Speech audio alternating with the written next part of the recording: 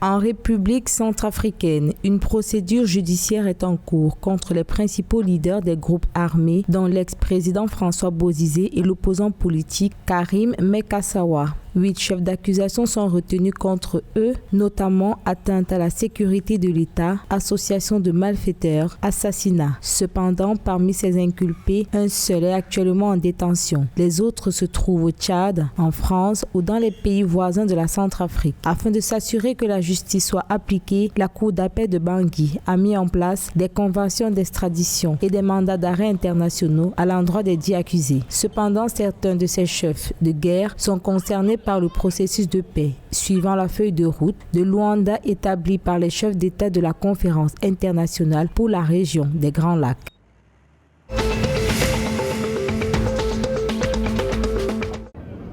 Au Tchad, dans le souci du rétablissement de la paix, des citoyens ont lancé un programme d'appui à la transition. Ce programme souligne la situation exceptionnelle dans laquelle le Tchad se trouve et qui exige des Tchadiens une responsabilité citoyenne afin de montrer leur capacité de résilience, à l'exemple de la gouvernance illustrée par le Conseil militaire de transition et le gouvernement de transition. Le programme d'appui à la transition compte accompagner et soutenir le Conseil militaire de transition dans toutes ses actions en faveur de la nation tchadienne, aider le gouvernement de transition pour la réalisation de sa feuille de route, faire du plaidoyer en faveur de la paix, du vivre ensemble et du pardon, sensibiliser la population sur des questions liées à la paix, la justice, la réconciliation et le dialogue, et plaider pour la participation de la jeunesse au processus du dialogue national inclusif, ainsi que pour la responsabilisation des jeunes dans les instances décisionnaires.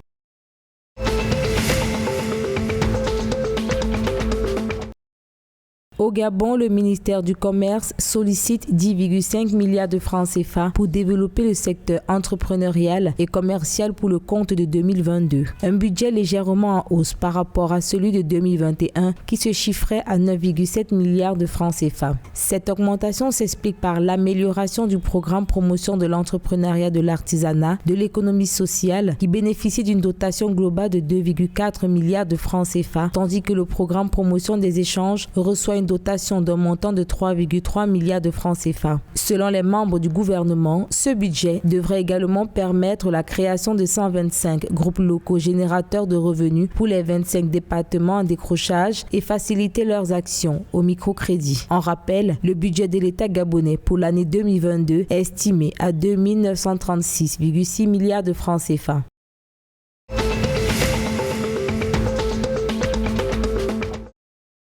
La République démocratique du Congo a réalisé une performance de 14% d'excédent budgétaire en 2021, soit une mobilisation des recettes de plus de 8 milliards de dollars au lieu de 7 milliards prévus dans le budget 2021. Ce résultat s'explique par une augmentation des recettes. Les dépenses dans les secteurs de la santé et de l'éducation ont été améliorées, mais aussi dans le domaine sécuritaire. L'amélioration des dépenses en investissement passe de 11 à 16%. Une embellie qui galvanise le ministre du Budget, Aimé Boji, qui promet de poursuivre des réformes des finances publiques afin de maximiser les recettes de l'État en 2022.